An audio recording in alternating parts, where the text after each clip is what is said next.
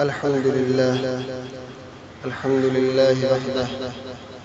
لا شريك له، والصلاة والسلام على محمد لا نبي بعده، ولا رسالة بعد رسالتي، ولا نبوة بعد نبوتي، ولا كتاب بعد كتابي، ولا معصوم بعد عصمتي، ولا سنة بعد سنتي، ولا أمة بعد أمتي. أما بعد، قال الله تبارك وتعالى: يا أيها الذين آمنوا كتب عليكم الصيام كما كتب على الذين من قبلكم لعلكم تتقون. صدق الله العظيم وصدق رسوله النبي الكريم، ونحن على ذلك لمن الشاهدين والشاكرين، والحمد لله رب العالمين. اللہ جل جلالہ وعم نوالہ کا فضل، کرم اور احسان ہے کہ اللہ نے مجھے اور آپ کو رمضان جیسا بابرکت مہینہ عطا فرمایا،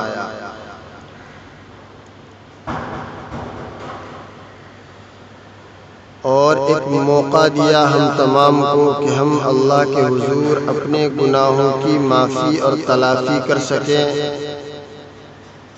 اور پاک اور صاف ہو کر کے اللہ کے حضور نیک اور برگزیدہ بندے بن سکیں. نہیں تو میرے محترم بزرگوں اور دوستو، ہمیں اگر ایک دوسرے کے اعمال پتہ چل جائیں تو ہم ایک دوسرے کو دفن بھی نہ کریں. رب کریم نے ہمارے عیوب کو چھپا رکھا ہے، ہمارے عیب چھپا رکھے ہیں. اس پر اللہ کا شکر ادا کرو اور دوسروں کے عیبوں کو بھی چھپانے کی عادت ڈالو، کیونکہ برائیاں اس کائنات میں ایسا کوئی نہیں ہے جس کے اندر برائی نہ ہو، جس کے اندر خطا نہ ہو.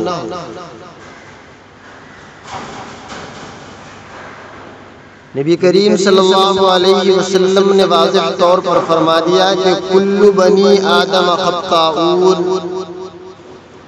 وخیر الخطاؤون التوابون المستغفرون، او کما قال علیہ الصلاۃ والتسلیم،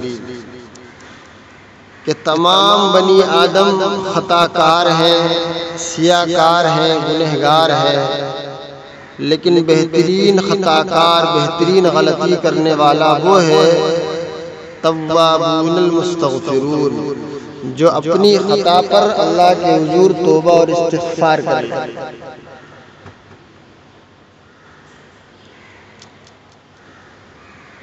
رمضان کا مہینہ چل رہا ہے،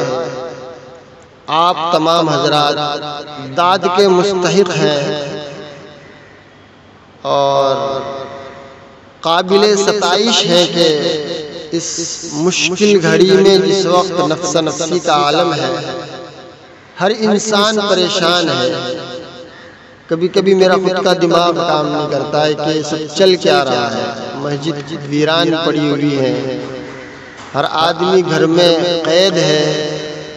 کسی کو کسی کی کوئی پڑی نہیں ہے، سب اپنی اپنی میں ہے. لیکن الحمدللہ آپ لوگ کوشش کر رہے ہیں، صبح بھی اور دوپہر کو بھی اور شام کو بھی، الحمدللہ کہ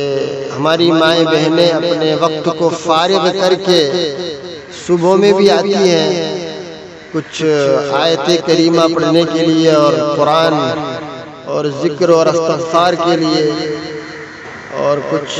مستورات دوپہر میں آتی ہیں، اور کچھ کے بارے میں علم ہوا کہ تراویح کی نماز یہاں پہ آ کر کے پڑھتی ہیں فردن فردن. اور کل رات کا جو میں نے بیان کیا تھا، مجھے بتایا ہی نہیں گیا کہ وہ صرف اور مستورات میں بیان ہے. سہیل بھائی نے مجھے بتایا ہی نہیں. بہرکیف اللہ قبول کر لے ہماری اس ٹوٹی پھوٹی محنت کو، اور رمضان جیسے مبارک مہینے میں اللہ ہم سے راضی ہو جائے، اور کرونا وائرس جیسی مہلک خطرناک جو یہ مرض ہے اس کو ہم تمام سے دور فرما دے، دفع فرما دے۔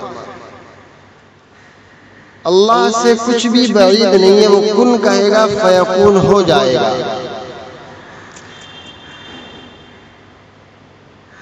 بس ضرورت اس بات کی ہے کہ ہم اس کے احکام اور رسول اللہ صلی اللہ علیہ وسلم کے طریقوں کو اپنی زندگی کے اندر لے آئے۔ اللہ نہ ہمارا دشمن ہے نہ ہمارا دوست ہے، اس سے ہماری کوئی ذاتی دشمنی نہیں ہے،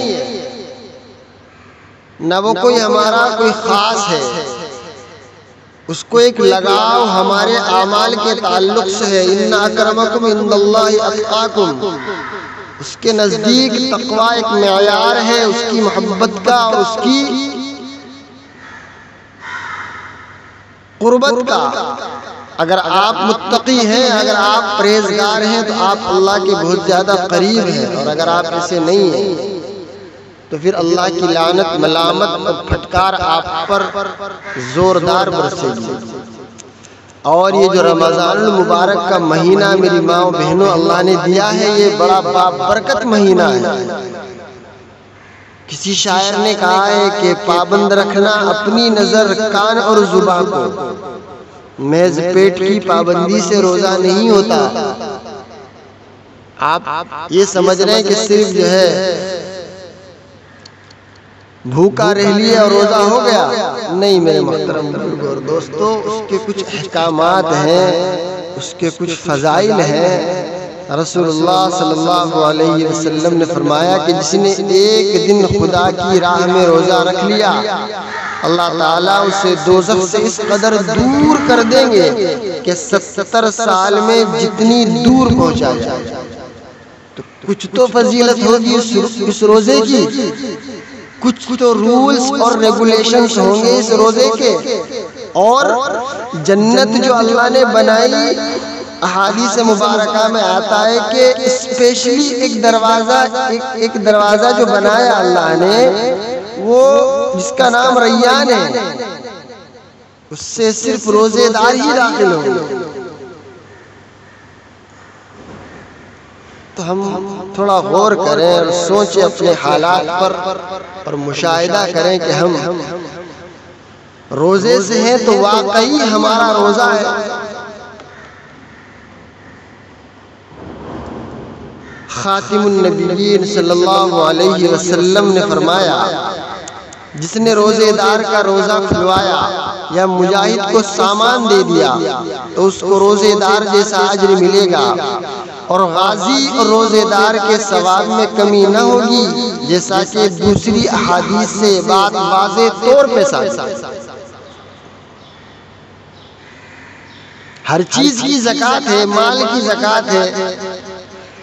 ہم غلہ وغیرہ لگاتے ہیں کھیتوں کے اندر، اس کی زکوٰۃ ہے۔ فرمایا آقا رسول اللہ صلی اللہ علیہ وسلم نے کہ روزہ جو ہے وہ جسم کی زکوٰۃ ہے۔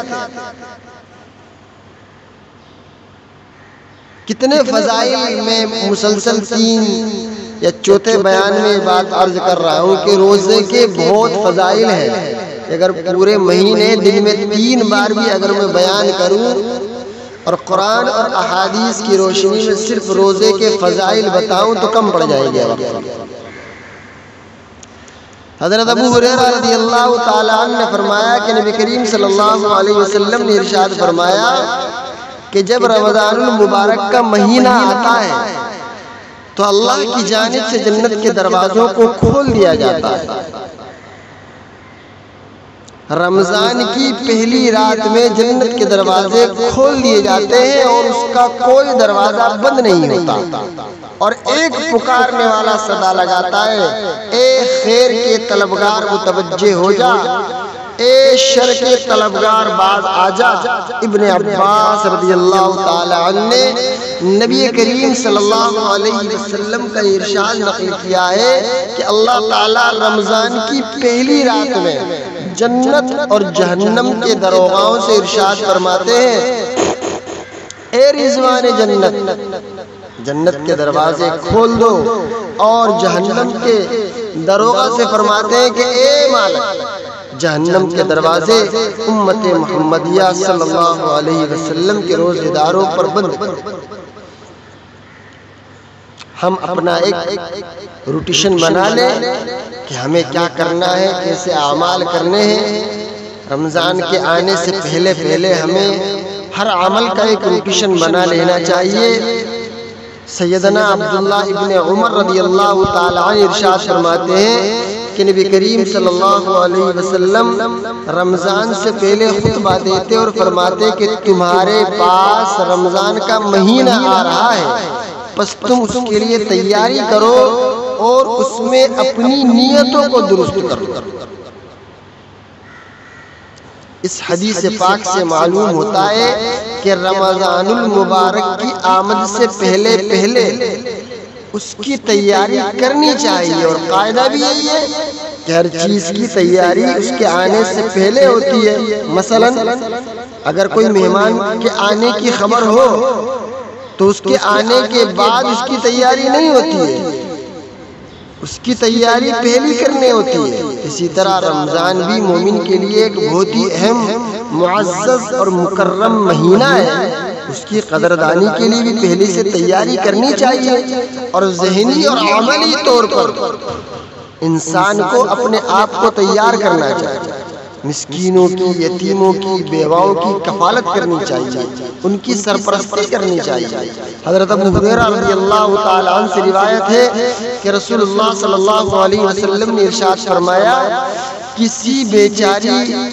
بے شوہر والی عورت یا کسی مسکین حاجت مند کے لیے دوڑ دھوپ کرنے والا بندہ اللہ کے نزدیک اجر و ثواب میں راہ خدا میں جہاد کرنے والے بندے کی طرح۔ یعنی کوئی بیوہ عورت ہے، کوئی مسکین ہے، کوئی حاجت اور ضرورت مند عورت ہے، آدمی اس کے لیے کوئی دوڑ دھوپ کر رہا ہے تو اس کی مثال اللہ کے رسول صلی اللہ علیہ وسلم نے فرمائی کہ وہ جہاد کرنے والے کی طرح ہے، کہ وہ جہاد کر رہا ہے۔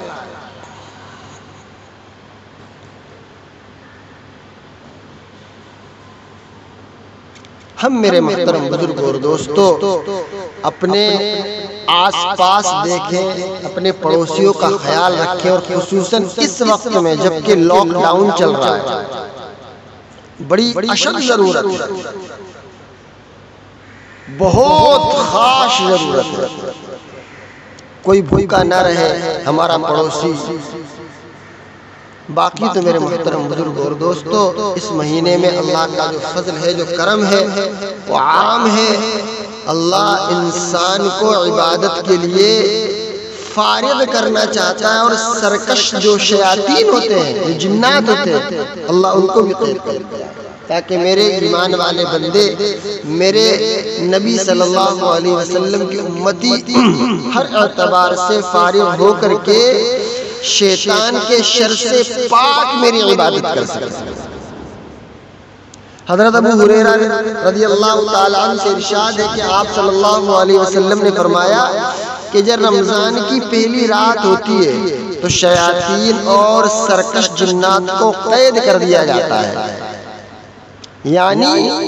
شیاطین کو زنجیروں میں جکڑ دیا جاتا ہے۔ اور ایک دوسری جگہ اللہ کے رسول صلی اللہ علیہ وسلم نے ارشاد فرمایا کہ اللہ تعالیٰ رمضان کی پہلی رات میں حضرت جبرائیل علیہ السلام سے فرماتے ہیں، اے جبرائیل جاؤ زمین میں اترو اور سرکش شیاطین کو جکڑ لو اور انہیں توق پہنا دو اور پھر انہیں سمندروں میں ڈال دو تاکہ وہ میرے محبوب صلی اللہ علیہ وسلم کی امت کے روزوں کو خراب نہ کرے۔ رمضان المبارک میری ماں و بہنوں مغفرت بخشش کا مہینہ ہے۔ سیدنا ابو ہریرہ رضی اللہ تعالی عنہ روایت کرتے ہیں کہ نبی کریم صلی اللہ علیہ وسلم نے ارشاد فرمایا، پانچوں نمازیں جمعے سے جمعے تک اور ایک رمضان سے لے کر دوسرے رمضان تک ان تمام گناہوں کا کفارہ ہے جو ان کے درمیان میں ہوتے ہیں، لیکن یہ وہ گناہوں کا کفارہ ہے جن کو علماء کرام نے، محدثین کرام نے گناہ صغیرہ لکھا ہے، گناہ کبیرہ ان سے معاف نہیں ہوتے۔ حضرت ابو ہریرہ نبی کریم صلی اللہ علیہ وسلم کا ارشاد نقل کرتے ہیں کہ رمضان کا مہینہ آنے والے رمضان کے مہینے تک ہونے والے تمام گناہوں کے لیے کفارہ ہے۔ اس سے معلوم ہوا کہ رمضان المبارک کا مہینہ سال کے 11 مہینوں کے صغیرہ گناہوں کی بخشش کا ذریعہ ہوتا ہے، اور اسی کے ساتھ اگر توبہ کر کے کبیرہ گناہ بھی معاف کروا لیے جائیں تو کیا ہی کہنا۔ اللہ میرے محترم بزرگوں اور دوستو بڑا غفور الرحیم ہے، بڑا غفور الرحیم ہے۔ وہ انسان کو 70 ماؤں سے زیادہ پیار اور محبت کرتا ہے۔ آپ اس کے حضور گڑ گڑا کے دیکھیے تو صحیح، آپ کے گناہوں کو ضرور صغیرہ و کبیرہ و معاف کر دے گا۔ حضرت عبداللہ رضی اللہ تعالی عنہ ارشاد فرماتے ہیں کہ جب رمضان المبارک کا مہینہ آتا تو امام ابو حنیفہ رحمۃ اللہ علیہ پوری طرح اپنے آپ کو قرآن کریم کے لیے فارغ فرما لیتے، اور اخیر عشرے میں تو عام جو بول چال ہوتی ہے، جو عام بول چال جو بات کرتے ہیں، اس سے بھی حضرت امام ابو حنیفہ رحمۃ اللہ علیہ بات چیت میں پرہیز فرماتے، بلا ضرورت، بہت زیادہ شدید ضرورت ہو تو آپ کلام فرماتے، ورنہ صرف اور صرف آپ سارا وقت تلاوت قرآن پاک میں صرف فرماتے۔ میرے کیف محترم بزرگ اور دوستو، رمضان المبارک کے فضائل بہت ہیں، ضرورت اس بات کی ہے کہ ہم اس کی فضائل اور برکات سے فیض یاب ہونے والے بنے۔ ایک روایت میں نبی کریم صلی اللہ علیہ وسلم نے ارشاد فرمایا، اس مہینے کا یعنی رمضان المبارک کے مہینے کا پہلا عشرہ رحمت کا ہے، دوسرا عشرہ مغفرت کا ہے، اور تیسرا عشرہ جہنم سے نجات کا ہے۔ حضرت ابو ہریرہ کی روایت میں رمضان المبارک کی خصوصیات میں سے جو صرف اس امت کو دی گئی ہیں، ایک خصوصیت یہ بھی بیان کی گئی ہے کہ رمضان المبارک کی آخری رات میں سب کی مغفرت کر دی جاتی ہے۔ کسی نے پوچھا، یا رسول اللہ صلی اللہ علیہ وسلم کیا یہ شب قدر ہے؟ آپ صلی اللہ علیہ وسلم نے ارشاد فرمایا، نہیں، بلکہ دستور یہ ہے کہ مزدور جب اپنا کام ختم کر لے تو اس کو اس کی اجرت چکا دی جاتی ہے۔ حضرت عبادہ بن صامت رضی اللہ تعالیٰ عنہ سے مروی ہے کہ ایک دفعہ نبی کریم صلی اللہ علیہ وسلم نے رمضان کے قریب ارشاد فرمایا کہ رمضان کا مہینہ آ گیا ہے جو بڑی برکت والا ہے، اللہ اس مہینے میں تمہاری طرف متوجہ ہوتے ہیں، اپنی رحمت خاصہ نازل فرماتے ہیں، خطاؤں کو معاف فرماتے ہیں، دعاؤں کو قبول کرتے ہیں، لہذا جو چاہتا ہے وہ اپنی خطاؤں کو معاف کرائے، جو چاہتا ہے وہ اپنی دعاؤں کو اللہ کے حضور قبول کرائے۔ نبی کریم صلی اللہ علیہ وسلم نے ایک جگہ ارشاد فرمایا کہ رمضان کا مہینہ کیا ہی بہترین مہینہ ہے، اس میں جنت کے دروازے کھولے جاتے ہیں، سرکش شیاطین کو قید کر دیا جاتا ہے، اور اس میں عمومی طور پر سبھی کی مغفرت کر دی جاتی ہے سوائے اس شخص کے جو اپنی بد اعمالیوں کے ذریعے مغفرت کے حصول سے انکار کرے۔ رمضان المبارک کا جو مہینہ ہے یہ جہنم سے نجات کا مہینہ ہے۔ سیدنا ابو سعید خدری رضی اللہ تعالی عنہ نبی کریم صلی اللہ علیہ وسلم کا ارشاد نقل فرماتے ہیں کہ رمضان المبارک کی ہر رات اور دن میں اللہ تعالیٰ کے یہاں سے جہنم کے قیدی چھوڑے جاتے ہیں، اور ہر مسلمان کے لیے ہر رات اور دن میں ایک دعا ضرور قبول ہوتی ہے۔ اور ایک روایت میں کہ رمضان المبارک میں اللہ کی جانب سے ہر رات کو جہنم سے لوگوں کو آزاد کیا جاتا ہے۔ حضرت ابو امامہ رضی اللہ تعالی عنہ نبی کریم صلی اللہ علیہ وسلم کا ارشاد نقل فرماتے ہیں کہ بے شک اللہ تعالیٰ کی جانب سے ہر افطاری کے وقت جہنم سے لوگوں کو آزاد کیا جاتا ہے۔ جتنے فضائل بھی رمضان المبارک کے ہیں میرے محترم بزرگ اور دوستو، جتنے میں بیان کروں وہ کم ہے، اتنے کم ہے کہ بیان ہی نہیں کیا جا سکتا رمضان المبارک کے فضائل کو۔ ضرورت اس بات کی ہے کہ ہم کلی طور پر، مجموعی طور پر اللہ نے ہمیں فارغ وقت دیا ہے، ہم اس کے فضائل اور برکات کو اٹھانے والے بنے، ہم اللہ کے حضور گڑ گڑانے والے بنے، توبہ اور استغفار کرنے والے بنے۔ میری ماں و بہنوں، یہ وقت دیا ہے اللہ نے، فارغ وقت ہے، اپنے بچوں کی، اپنے بڑوں کی، اپنے چھوٹوں کی ہر لائن سے تربیت کریں، ان کو اسلام کے بارے میں بتائیں، ان کو اسلام کے بارے میں سکھائیں، ان کو اپنی اور اپنے بڑوں کی کیا ضرورت ہے، اس معاشرے کے اندر کیا مقام ہے بڑوں کا، عزت کیسی کرنی ہے، ان کے ساتھ کیسا برتاؤ کرنا ہے، ان کی تکریم، ان کی عزت، ان کو کیسے رکھنا ہے، ان سے کیسے بات چیت کرنی ہے، ہر چیز اپنی اولاد کو سکھائیں، بتائیں، ابھی سے تربیت کریں۔ یہ موقع دیا اللہ نے، فارغ وقت دیا ہے، لاک ڈاؤن، ہم اپنی اولاد کی بہتر طور پر تربیت کریں، پتہ نہیں آنے والا زمانہ کیسا ہو۔ اگر ہماری اولاد دیندار ہوگی تو ہمارے بعد مرنے کے ہمیں قبر میں، آخرت میں نفع دے گی، اور اگر ہماری اولاد دیندار نہ ہوئی، اللہ نہ کرے ہمارے دنیا سے چلے جانے کے بعد، ہمارے دنیا سے رخصت ہو جانے کے بعد اگر وہ دین پر قائم نہ رہی، ہماری تربیت نہ کرنے کی بنیاد پر، تو ہماری، میرے محترم بزرگ اور دوستو، آخرت بڑی خسارے والی ہے۔ ہم کوشش کریں کہ اپنی اولاد کی صحیح نہج پر قرآن اور احادیث کی روشنی میں تربیت کریں، اور ان کو بتائیں کہ اسلام ایک ایمان والے سے کیا چاہتا ہے، اللہ ایک ایمان والے سے کب راضی ہوتا ہے، اور رسول اللہ صلی اللہ علیہ وسلم کا اس ایمان والے کی زندگی میں کیا رول ہے۔ دعا کریں میرے محترم بزرگ اور دوستو، مجھے اور آپ کو کہنے سننے سے زیادہ عمل کی توفیق عطا فرمائے، اور رمضان المبارک کا جو مہینہ اللہ نے مجھے اور آپ کو دیا ہے، اس سے پورا فیض حاصل کرنے کی توفیق عطا فرمائے۔ آمین ثم آمین، وآخر دعوانا الحمدللہ رب العالمین۔